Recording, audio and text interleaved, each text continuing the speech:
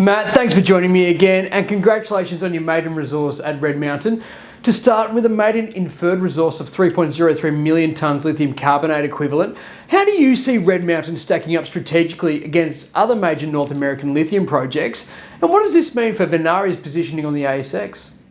Yeah, great question, Alex, and thanks for having me. Well, it's number 6 is really the key thing. Is at the headline resource, we've got the 6th highest grade sedimentary lithium deposit in the US, and we're also the 6th largest exploration MRE on the ASX, if you look on basis of contained lithium. So that puts us just ahead of companies like Winsome Resources and Wildcat Resources. But just jumping back to the US for a second, and if you look at some of the more advanced projects there, and I'll take Ioneer for an example, ASX listed company, they've got the $1.5 billion NPV Rhyolite Ridge project. It's a permanent project, and it's going to produce, in the first 20 years of its operation, 384,000 tonnes of lithium carbonate. And their average reserve grade is 1,800 ppm lithium. So, and if we go back to our mineral resource announcement that we put out on Monday, you'll note that I singled out the high grade resource in the north. And the reason for that high-grade resource, by the way, was 47.9 million tonnes at 2,193 ppm lithium for 560,000 tonnes contained lithium carbonate, right?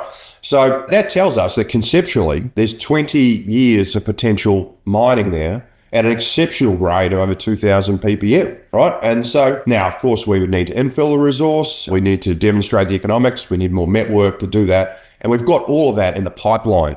But we've got a very strong starting point to do that. Okay, so what are the key steps and timelines to upgrade the current inferred MRE to indicated status? And how material could that upgrade be in terms of scale, confidence, and project economics?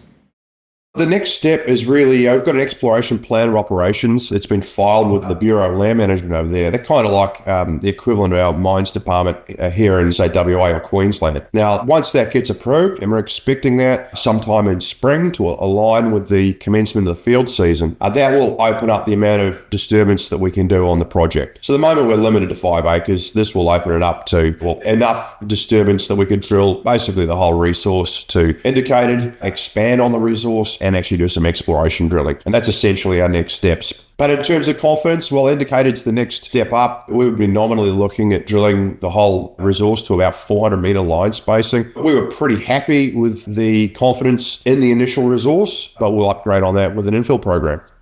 Now, Matt, given the encouraging metallurgical results and strong infrastructure profile, how quickly can Red Mountain move into development studies? And what are the major technical or regulatory milestones investors should be watching next?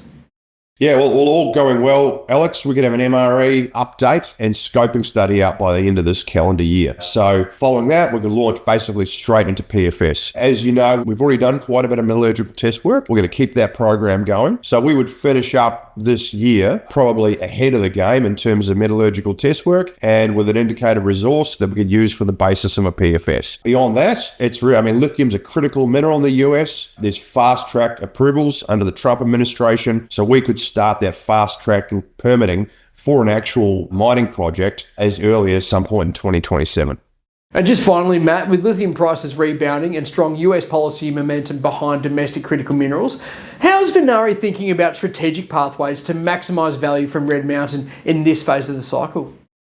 Yeah, look, absolutely no mistake. From a timing perspective, this is a really excellent opportunity that's open to the company right now. You know, lithium's just started to come back to life after a very long winter, and the current policy settings in the US are very favorable for critical minerals such as lithium under this particular administration. So there's an opportunity to push the project along rapidly, and we've already made the discovery 20 months ago. We've brought it to Maiden MRE now. So now, from now forward, there's the same rapid pace of development to take advantage of the current climate. And equally, timing, of course, is critical for investors. And so I think the opportunity is also for them. You know, it's been a matter of days since this Maiden MRE hit the market. And I think it's fair to say the value proposition in the Red Mountain project, look, it hasn't gone mainstream yet, but it's a very good story. There's excellent opportunity. So I think it will go mainstream, and there's going to be plenty of upside there.